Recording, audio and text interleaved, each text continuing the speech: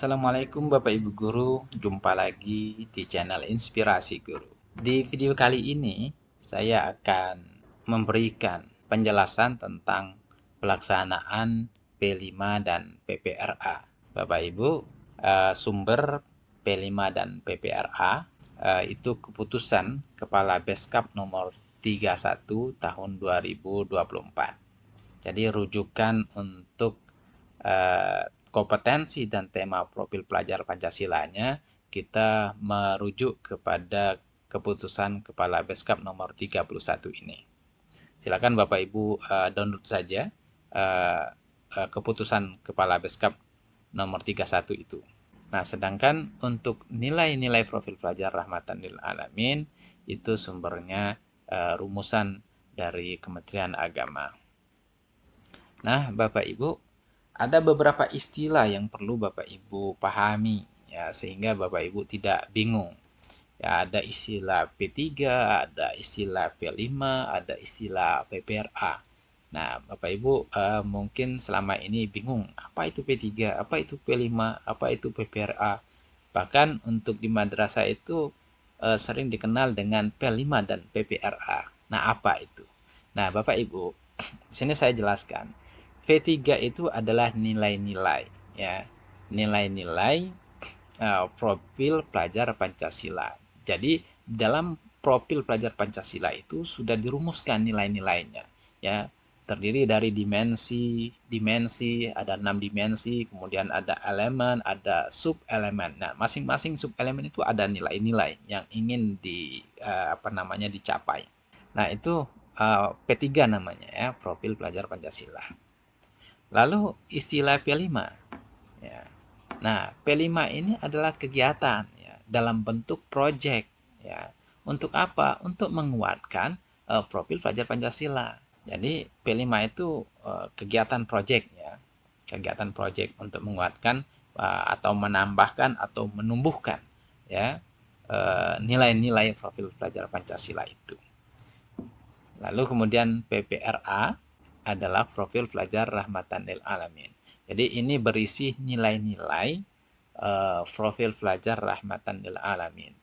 Ada 10 nilai yang sudah dirumuskan oleh Kementerian Agama. Mungkin itu Bapak Ibu ya, biar Bapak Ibu tidak bingung.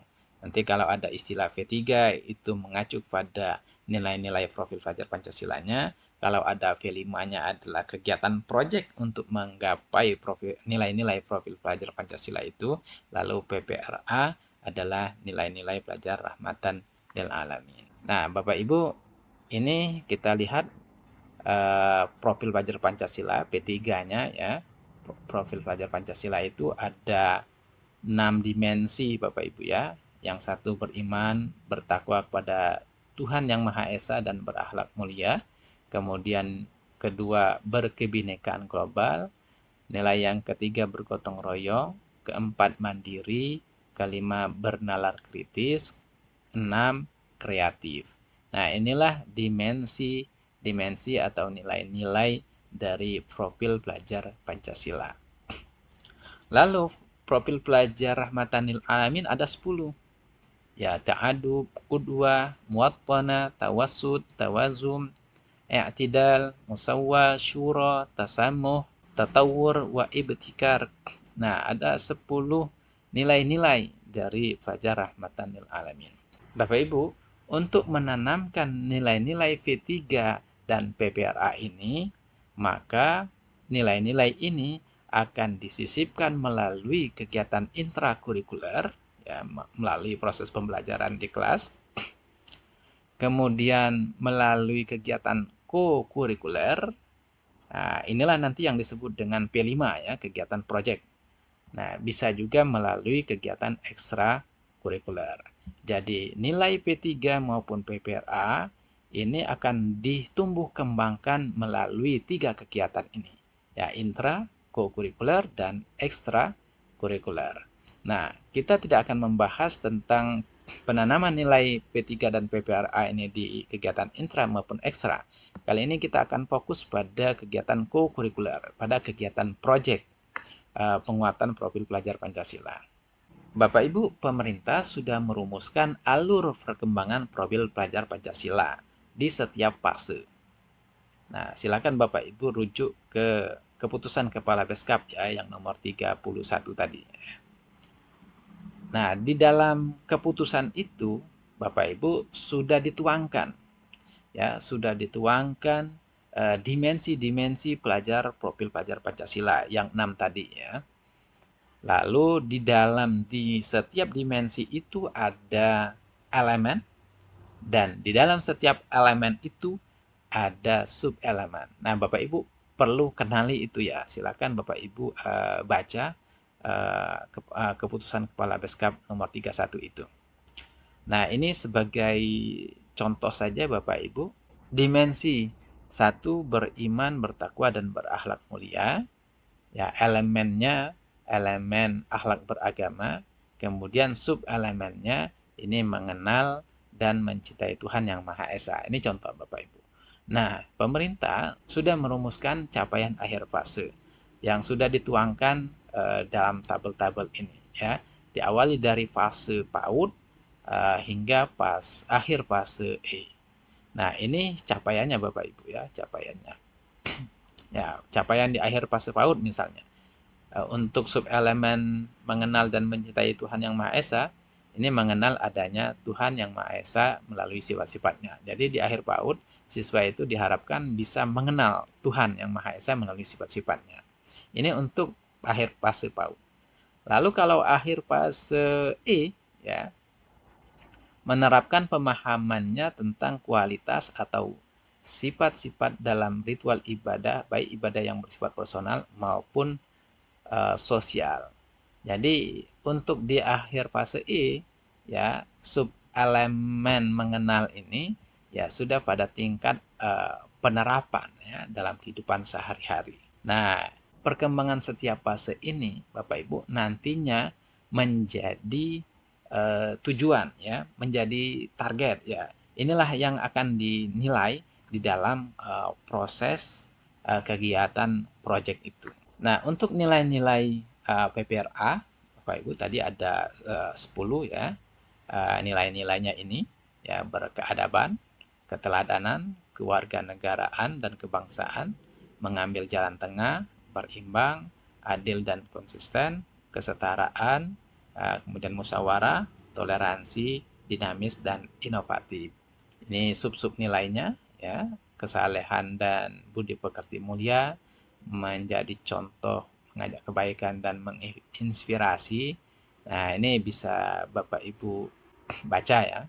Ya, mudah-mudahan nanti dalam waktu yang dekat kalau sudah ada SK-nya dari Dirjen Pendis misalnya, video ini nanti akan saya update.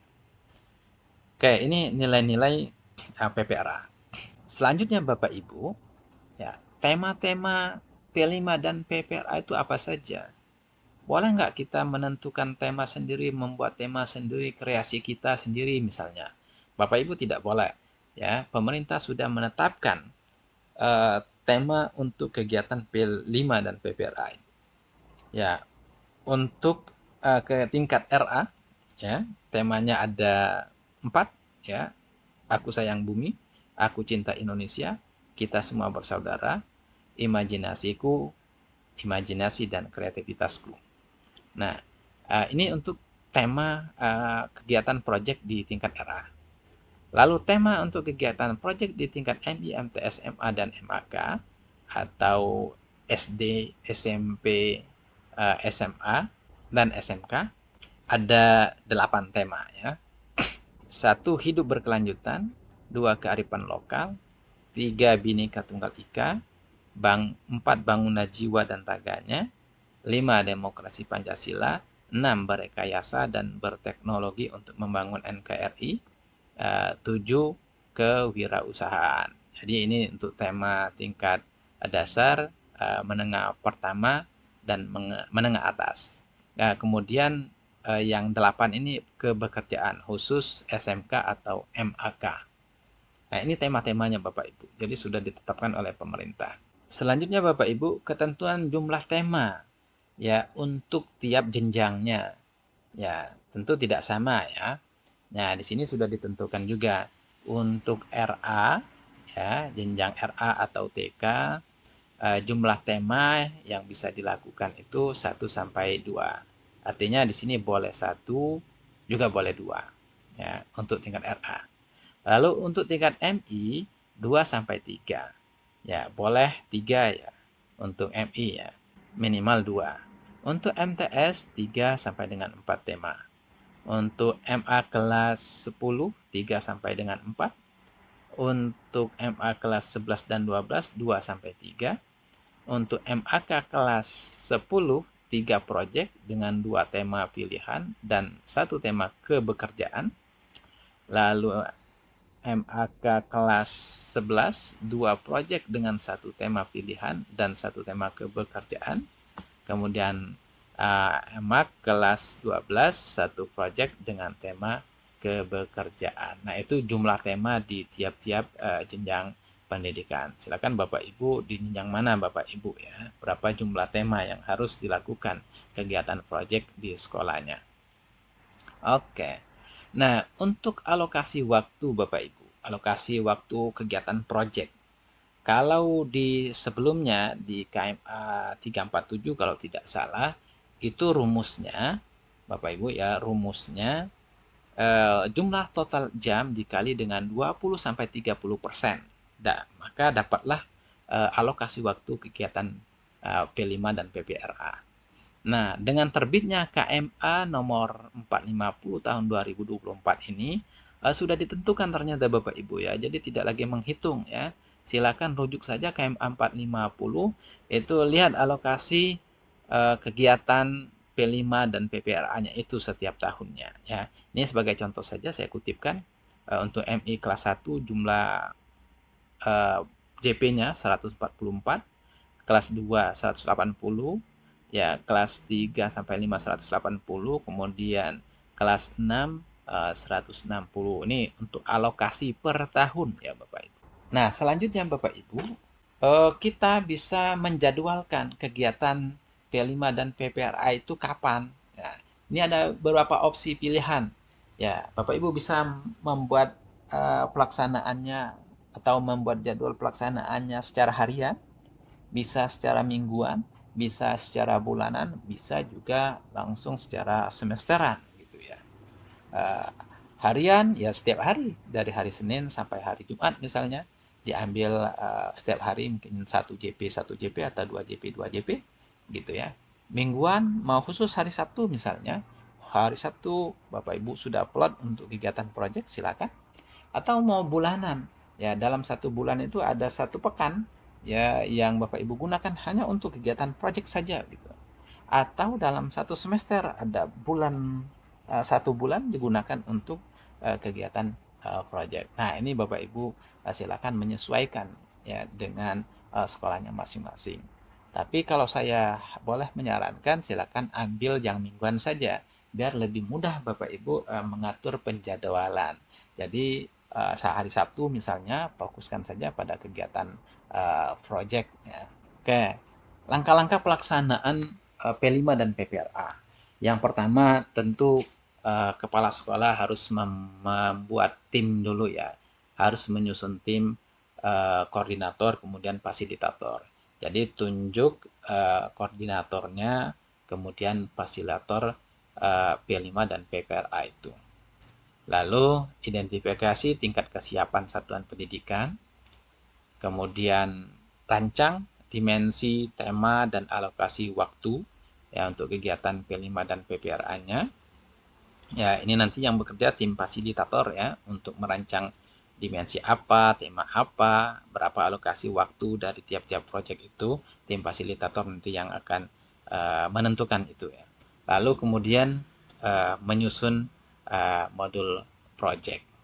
Dan setelah dilaksanakan tentu dibuat laporan ya hasil project itu. Nah, ini tahapan ya, tahapan pelaksanaan P5 dan PPRA. Bapak Ibu, saya akan mencontohkan pemetaan dimensi, tema, dan alokasi waktu.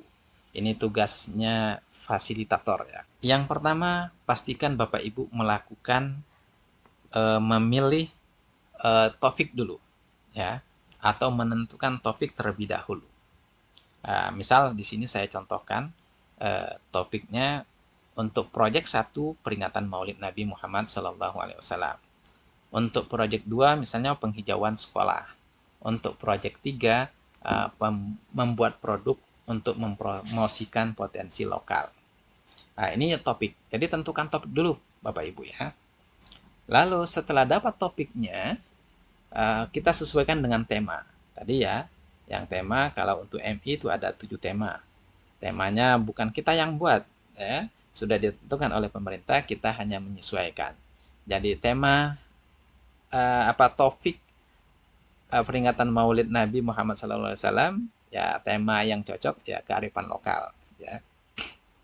Kemudian kalau penghijauan sekolah, tema yang cocok hidup berkelanjutan.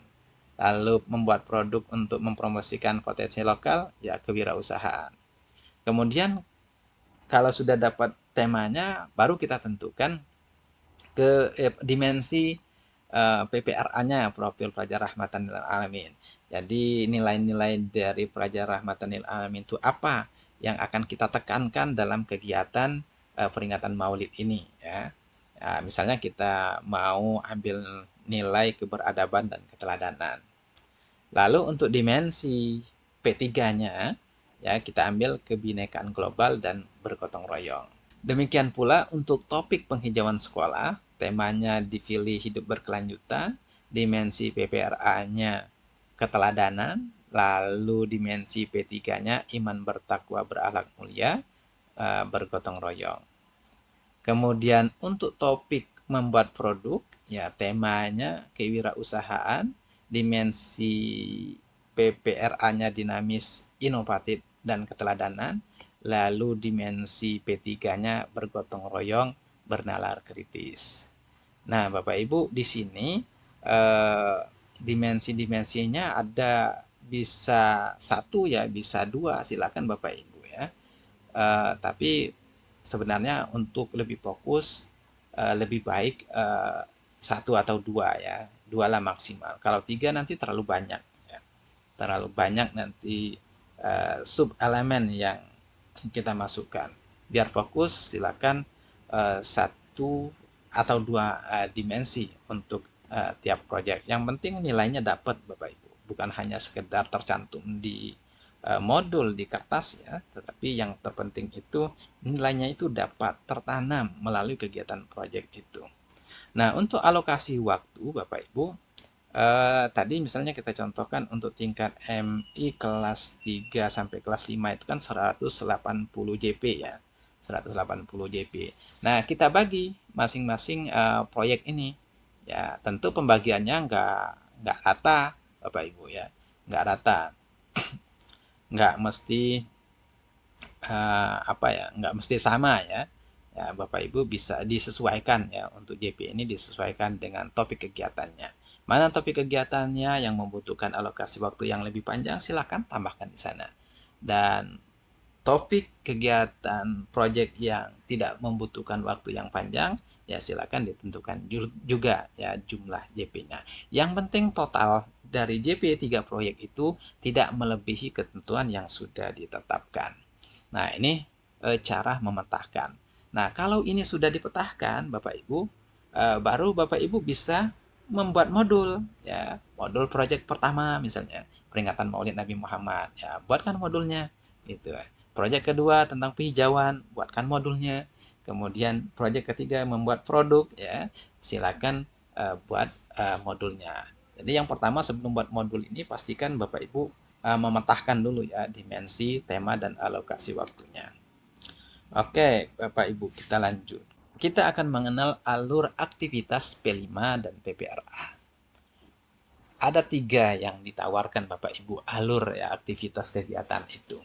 Contoh yang pertama alurnya 1 pengenalan, 2 kontekstualisasi, 3 aksi, 4 refleksi, kemudian 5 tindak lanjut.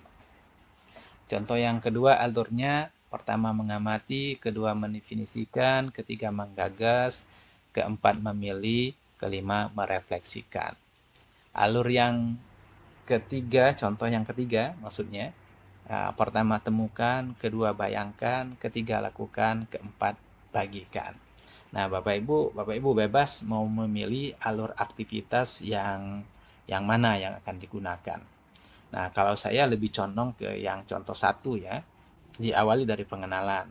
Jadi ketika pengenalan, ya siswa diajak mengenali dulu dan membangun kesadaran ya terhadap apa tema yang akan dilakukan ya atau proyek yang akan dilakukan. Jadi pengenalan dulu terhadap topik itu ya. Tahapan kedua, kontekstualisasi. Jadi siswa menggali permasalahan di lingkungan sekitar yang terkait dengan topik pembahasan yang akan dijadikan proyek itu. Lalu kemudian tahapan ketiga, aksi. Nah, di sini siswa merumuskan peran yang dapat dilakukan melalui aksi nyata. Apa saja ya kegiatan di aksi nyata itu. Lalu kemudian tahapan keempat, refleksi. Menggenapi proses dengan berbagi karya serta melakukan evaluasi dan refleksi. Lalu tahapan kelima, tindak lanjut, ya, menyusun langkah strategis agar proyek ini bukan hanya ketika selesai lalu selesai pula ya programnya, akan tetapi perlu ditindaklanjuti. Nah, Bapak Ibu ini alurnya. Nah, Bapak Ibu pahami alur ini karena Bapak Ibu tidak mungkin bisa membuat modul kalau tidak memahami alur aktivitasnya. Nah, saya akan mencontohkan format modul yang bisa Bapak Ibu contoh seperti ini. Profil modul, Bapak Ibu masukkan temanya apa, ya. Kemudian fasenya, fase apa, lalu kelasnya, kelas berapa, alokasinya berapa JP. Itu untuk informasi tentang profil modul. Lalu tujuan Bapak Ibu misalnya dimensi apa yang kita ingin tanamkan ya di dalam kegiatan proyek. Misalnya tadi dimensi beriman dan bertakwa misalnya. Lalu elemen apa? Oh, elemennya berakhlak dalam beragama misalnya. Subelemennya apa? Ya, silakan Bapak Ibu ini kita rujuk ya untuk dimensi, elemen, kemudian subelemen kita merujuk kepada keputusan Kepala Beskap nomor 31 tahun 2024 itu. Lalu untuk nilai profil pelajar rahmatan lil alamin, nilainya yang 10 itu ya, diisi apa saja ya. Ini merujuk kepada sumber dari Kementerian Agama. Lalu indikator profil pelajar rahmatan lil alamin tadi kita merujuk ke sana juga. Lalu untuk target capaian per fase, Bapak Ibu masih ingat tadi tabel ya yang sudah disusun oleh dalam keputusan Beskap itu sudah disusun capaian per fasenya ya, mulai dari PAUD sampai dengan akhir fase E. Nah, di isi tabel itu kita jadikan atau kita isi ke sini target pencapaian fase. Lalu untuk alur aktivitas dan asesmen, Bapak Ibu bisa pakai mau berupa tabel seperti ini silakan. Mau nanti uraiannya ke bawah juga boleh ya. Ini hanya kepentingan saya untuk bisa supaya satu layar saja sehingga bisa dilihat oleh Bapak Ibu. Nah, tahapan aktivitasnya kita pilih yang pertama tadi ya. Contoh yang pertama, pengenalan, kontekstualisasi, aksi, refleksi, tindak lanjut. Nah, untuk pengenalan, Bapak Ibu ketika pengenalan tentang proyek itu bisa beberapa kegiatan ya. Bisa 2 kegiatan, bisa 3 ketika pengenalan proyek.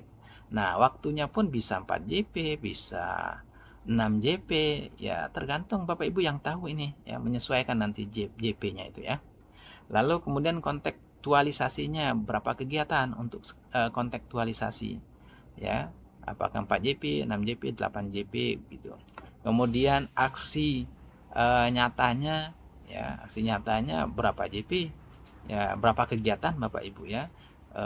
Bisa banyak nih di aksi nyata ini, bisa 10 ya, kemudian berapa JP ya, bisa 40 JP ketika aksi nyatanya. Lalu kemudian refleksi berapa kegiatan ya. Mungkin ada berbagi karya ya, di sini ada refleksi evaluasi ya, kemudian ada refleksi. Ini berapa JP silakan Bapak Ibu. Kemudian tindak lanjut ya, strategi apa supaya kegiatan proyek itu bisa ditindaklanjuti. Nah, Bapak Ibu, pastikan total dari JP-nya itu, ya total dari JP-nya itu sesuai dengan tadi yang sudah kita petahkan ya. Eh, ini salah ya, 180 JP ini total untuk 3 proyek ya. Kalau untuk satu proyek bisa 60 ya, bisa 80 JP saja. Lalu Bapak Ibu sama dengan proses pembelajaran di kegiatan intra, ya di sini Bapak Ibu melakukan asesmen, ya asesmen terhadap siswa ketika melaksanakan kegiatan proyek itu. Ya, apa yang kita asesmen? Ya, tentu ini target capaian per fase itu yang kita akan nilai ya. Target pencapaian fase dari setiap sub elemen, elemen dan dimensi profil pelajar Pancasila itu yang akan kita nilai. Jadi di kegiatan proyek itu kita tidak menilai hasil produk ya. Misalnya ketika membuat apa kerajinan tangan itu bagus atau tidak, estetik atau tidak, bukan itu yang menjadi target penilaian, tapi nilai-nilai dari profil pelajar Rahmatan lil Alamin dan profil pelajar Pancasila itu yang akan kita nilai. Nah, seperti itu Bapak Ibu ya. Mudah-mudahan penjelasan ini bisa membantu Bapak Ibu memahami kegiatan proyek penguatan profil pelajar Pancasila dan profil pelajar Rahmatan lil Alamin. Demikian, terima kasih. Wassalamualaikum warahmatullahi wabarakatuh.